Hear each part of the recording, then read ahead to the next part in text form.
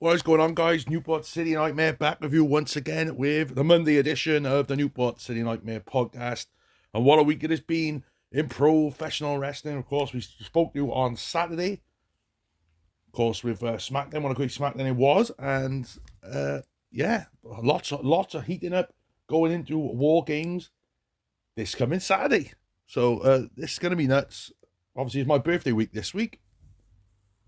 So it's been a bit of a trip these last couple of weeks doing this podcast. I've really enjoyed it. And we've just passed 1,000 subscribers. Well, we're now at 1,012 on YouTube. So if you are watching on YouTube and you're new, you know what to do. And if you're watching this on Facebook or listening to this on Facebook or on Spotify, you know what to do as well. So yeah, it's been a crazy week.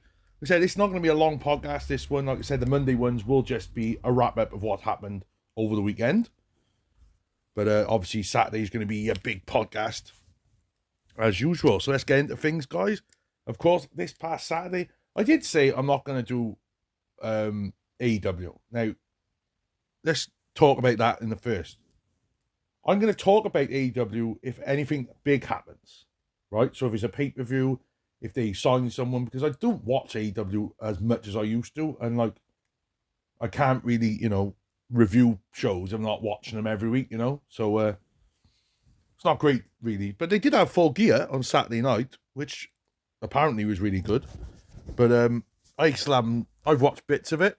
I've watched the obviously the crazy match that everyone's talking about between Swerve Strickland and Hangman Page. I've watched that, but like I said, I've still got to watch the rest of it, so I won't get into like a review of it, but I'll just narrow down what happened on the show. We were going to do Survivor Series 2003 review. We are not going to do that because my network's down at the moment. So I'll tell you what we'll do. We'll do a review next week now on Monday. Next Monday. And we'll do it like that next Monday. So that's what we're going to do.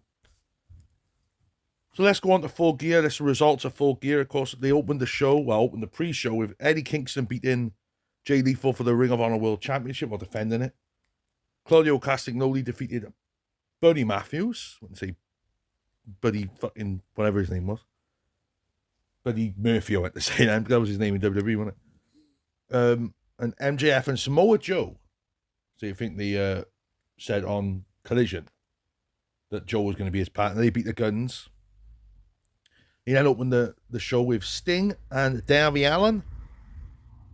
Well, I don't think they opened it, but this is how it's gone down on Wikipedia. Sting, Darby Allin, and Adam Copeland defeated Christian Cage, which shows Nick Wayne.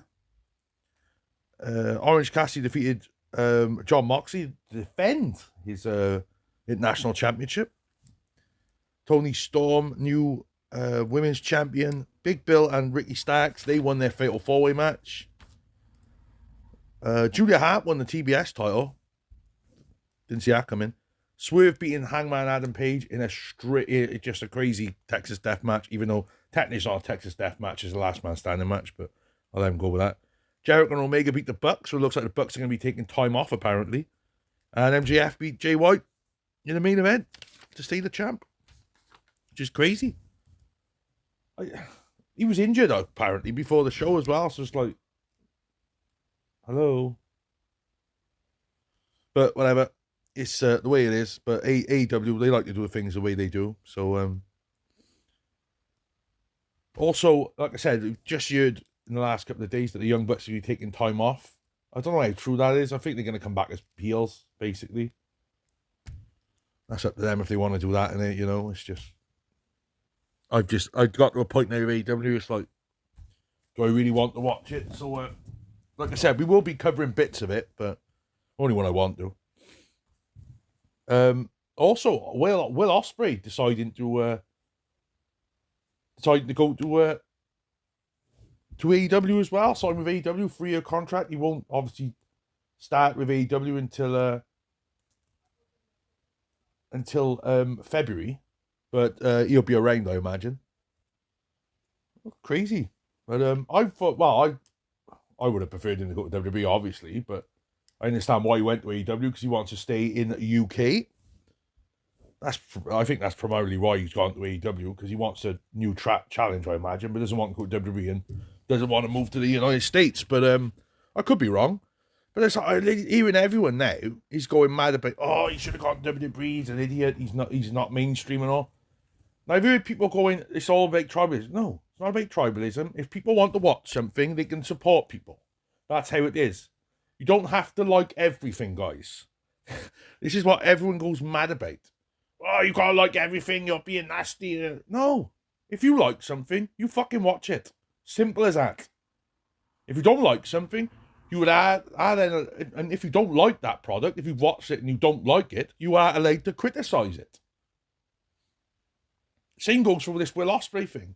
You've heard the likes of Solomonster and JD from NY, people like that going, you're all fucking bunch of idiots. You're talking about your fan base as well. You don't just scream at your fan base, which is dull. I think it's dull as fuck, but I'm not going to get completely into that. But well done, Will Ospreay signing for All Elite Wrestling. Like I said, I'm not a massive fan of. I used to love All Elite Wrestling. To love AEW, think they were great. But now it's just the stories are just convoluted. It's just stupid. And I know WWE is as well, but I like WWE, and that's the way it is. I've always loved WWE. I've grown up with it.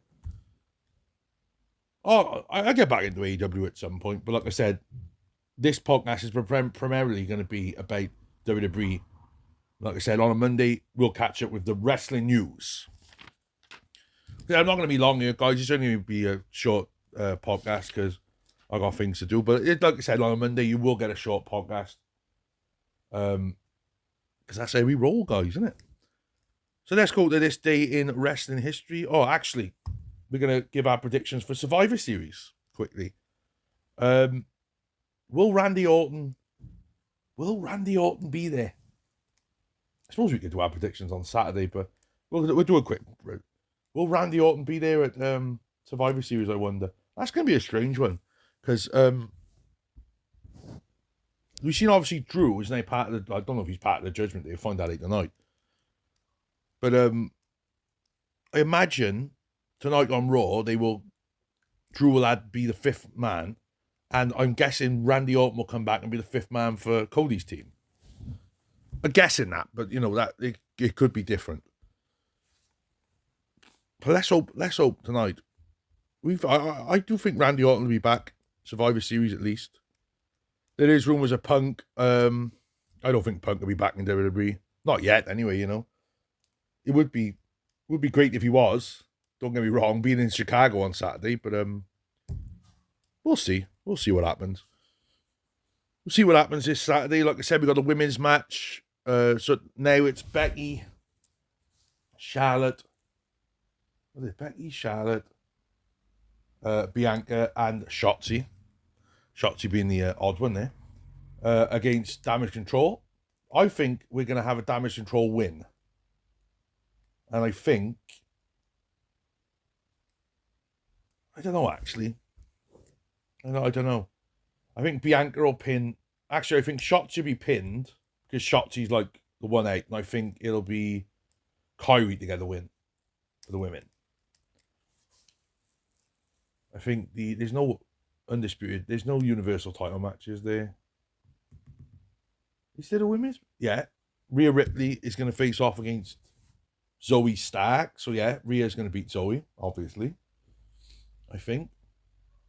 But I think they'll have a good match together, them two. I think it'll be a really good match. What else we got on? Obviously, we got the men's match, but I think it will be Cody. I think someone's going to pin Seth, I think. I think Damian might pin Seth, and then the Judgment Day win, but I could be wrong. Actually, no, because I think the women's heel team will win, so I think the men's face team will win. So I think Cody will get the win for the men, I think that's how it's going to go. Right, let's get into this day in wrestling history, and then we're going to fuck out here, because like I said, this is just a quick one. And you can have all the big one on Saturday. Like I said, we will have a proper prediction show on Saturday night. because it is my birthday next Sunday. This Sunday, I should say. But I will be doing a Saturday stream, a Saturday show.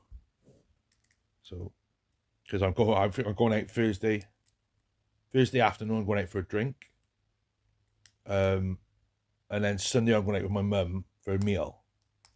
So, yeah, basically, you'll have a podcast Saturday. So this day in wrestling history, Clash of Champions. Clash of Champions 13 was on that night in 1990. 1993 we had WCW Battle Ball. Battle Ball, was that a woman? Yeah, it was like a stupid tag team thing, wasn't it? And then you'd have like tag teams, and then all these tag teams were going to a battle royal. Oh, it's dreadful. I think DDP might have won that one. I'm not quite sure. It might be someone else. If you do know, let me know.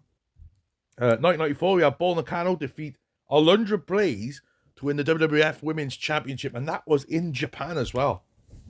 They had like a little show in Japan, if I remember rightly, in 1994.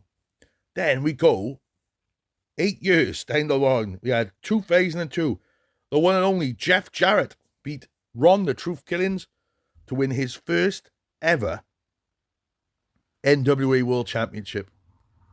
Oh yes, the root of evil was Jeff Jarrett back in 2002.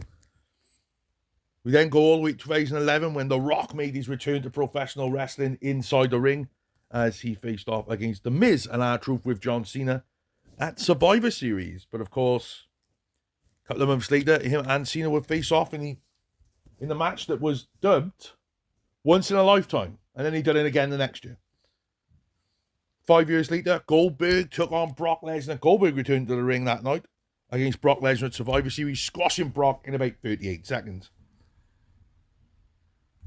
And finally, for this day in wrestling, we have Roman Reigns defeated The Miz for the Intercontinental Championship on Monday Night Raw. God, things have changed, eh? Roman Reigns, an Intercontinental Champion. What's fucking 6 years ago now? Crazy, man. Hey, time flies. Like I said, guys, that's probably going to do it for this week. This Monday on the podcast. Like I said, we'll be back with a longer stream on Saturday and probably a longer stream next Monday as well, depending on how fucking fucked I am from Sunday's shenanigans. Because I imagine I won't just be going out for a meal, but we'll see. But yeah, like I said, we are now 1,000 subscribers on YouTube. We're over 2,000 on followers on Facebook. We're also on Instagram as well, if you want to get involved with us on there, and TikTok as well, Newport City Nightmare as well on there. If you do have any questions for the podcast, like I said, give us a little tinkle down below. I know I keep saying this, but I really want a Q&A section on the podcast. Doesn't matter what day you want it for, I'll answer it. I think this might be the Q&A one, because I think we'll be doing it on Mondays. The Q&A, if we do a Q&A section, it will be on this one. So obviously we do all the reviews on the Saturday show. But yeah. One thing I am going to say before we go is, Monday Night Raw tonight. I think, what have we got tonight? Becky Lynch versus Xia Li. Is there any other matches? Yeah. But that's going to be a big match. Becky Lynch, of course, Xia Li's going to be facing off for the title as well, Lyra Valkyria. So that's going to be an interesting one for her too. But like I said, I'm always on, guys, if you need me. Of course, if you want to shoot down below your comments, like I said, in the YouTube or the Facebook or even on Spotify. And we will be back next week. Sorry for the shorter episode, but we'll be back on Saturday for all your reviews of the week. I've been a Newport City Nightmare, and I'll see you when I see you.